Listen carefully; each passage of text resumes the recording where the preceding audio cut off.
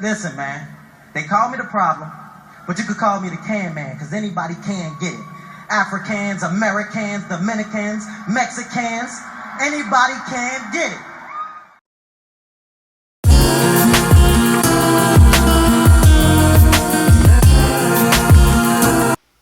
How you doing, everyone? My name is Ryan and this is Adrien, and welcome back to another edition of Boxtalk. I'm gonna open a bag of worms. Can of worms. Bag of worms. No, it's a can of worms, isn't it? Saying can of worms. What? You just seem to make up whatever you want to make up nowadays. How do you get worms in a can? But that's the phrase though. Can of worms. Alright then. The question I want to ask boxing fans before I tell you what the fight's about, yes. and I'm going to ask you. Yes.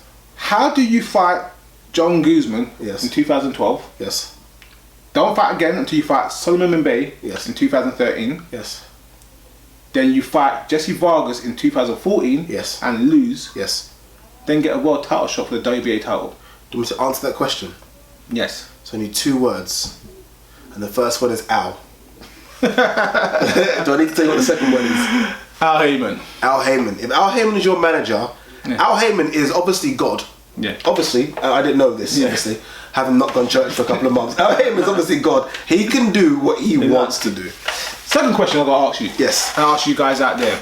Even you Adrien Broner fans, because this is an Adrien Broner video. Yes. How do 2 guys coming up for loss get a world title shot? Shall I tell you? The second word is Heyman. Bro, there is no other way to discuss. There's no other way I can tell you. Now, guys, sometimes I'm gonna be honest. Sometimes me and Ed are hardcore boxing fans, and sometimes we go in on certain fighters, not because we're being negative, because you know we expect more from our favorite boxers. We love the sport. We want the sport to shine. Without trying to sound too harsh or sound too negative. How do 2 guys coming off a loss, and one guy who's only had 3 fights, who was only fighting once a year for the past 2 years, get a title shot? Very quickly, as you can, Bryce will probably see, as Ryan was talking, I was like, almost like I was thinking, Adrien Broner is a 3-weight world champion, isn't he? Yeah. But not at 140. Does he have a belt at 140? No. I'm sure it was 130, 135, 147. Yeah. Are you telling me Adrien Broner is going to be a 4-weight world champion? Yes. Oh my God. Okay. That is unbelievable. Paul and Malignaggi said they're gifting this guy titles. They are.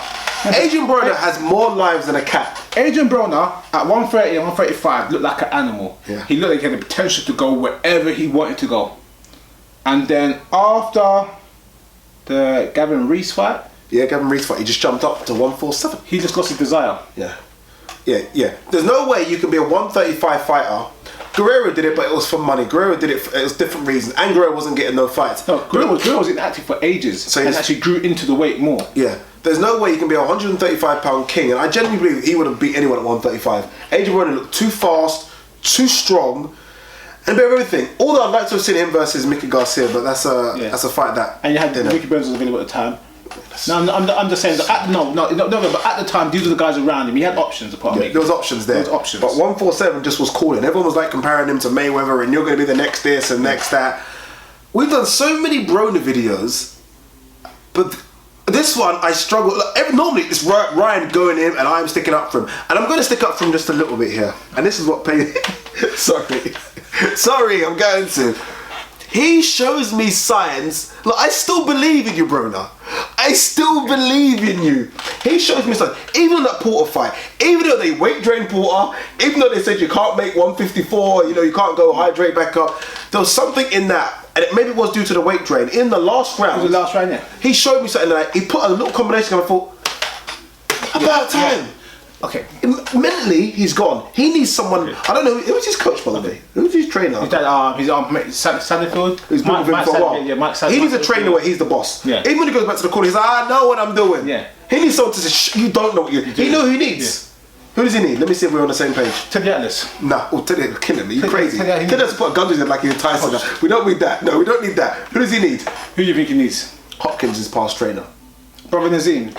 Brother Nazim Richardson. Brother Nazim has got too much lyrical, mystical science to give. That's what he needs. That's what he needs. He needs someone in the corner that will just like, shut up. No. I could watch Brother Nazim corner in the ring anytime. Fantastic, innit? Yeah, what he just says, I'm like, You need to go left to the body, right to the head. No. You got to swim without getting wet. You got to put the investments in the bank. Investments in the bank.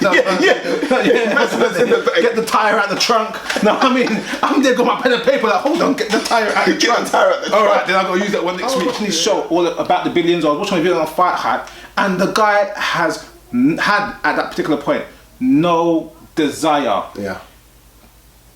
Taking videos where he's on the toilet, throwing money down the toilet, in clubs, drinking, raving. Because this was not that lifestyle of a professional boxer. This was the lifestyle of a guy that was 10 years old that won the lottery.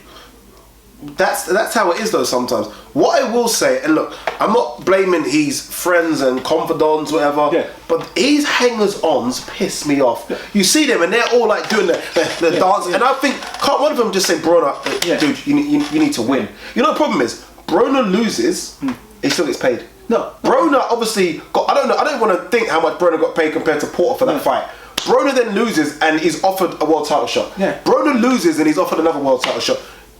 It's like they're not punishing him for losing. He's getting rewarded for getting beat by Porter. They're saying, you know what, it's okay. Danny's just vacated and moved up to 147. You'll fight for Danny's belt next. It sounds silly saying that a professional boxer that knows the pros and cons of sport has got a team around him, is in with Mayweather, is in with Al Heyman's, got all the opportunities.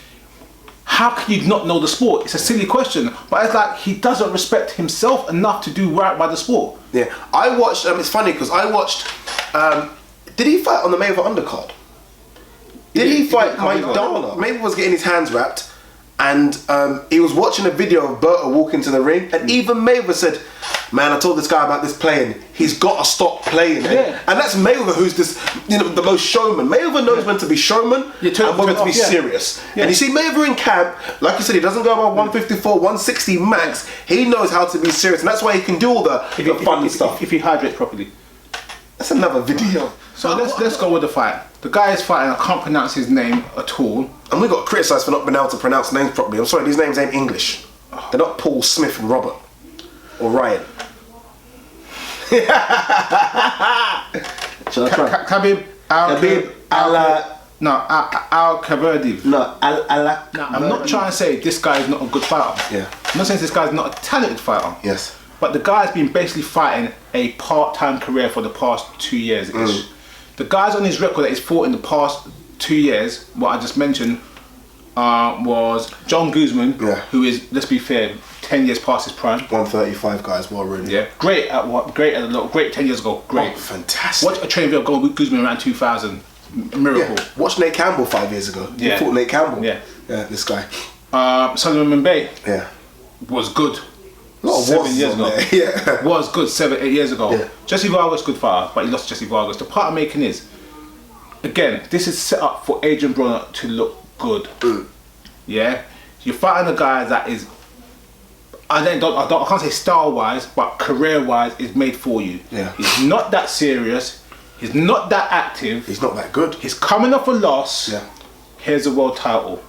We kind of went back and forth the other day about crossover, and everyone kind of put their opinions down, and I feel like we've maybe got to look at it in the sense that Adrien Broner is an investment. They've invested a lot of money into this product, and they want a payoff. And they want their payoff shit. And right now they're not getting their payoff. So as much as I hate what they're doing as a boxing fan, as a guy that understands investments, and you do as well, we can kind of see what they're trying to do here. May was retired. We need someone to kind of sell this PBC brand, because that's what they're trying to do. And right now the PBC numbers ain't as good as they hoped it would be for free TV. No, see, right now the PBC, you've got some cars that are oversubscribing, some cars are undersubscribing, and they haven't got a neutral base yet. And Broner, they oversubscribe. Okay, and what you're looking for right now as well, again, you're looking at, you're selling the image. So you want, if you're selling the image, you want your fun guy, your bad guy, your good guy. You want, and he's got that one image. He's the bad guy, isn't he? He's the guy that takes he's the guy that will sell the product. You get my point. So has there ever been a world title fight where two guys are coming off a loss? That's a very good question. It's a question for Spencer Fearon. I think I need to make a phone call. Phone a friend. Because I can't think of one recently anyway, not in the last 10 years, where especially a legit title, not no regular or interim, legit title. I've got a few special numbers in my phone. So I mean, Lamont Peterson got a shot after coming off a loss, but I can't think of anyone else that's got a shot after a loss. I'll make a call on that one. All right then, call this fight.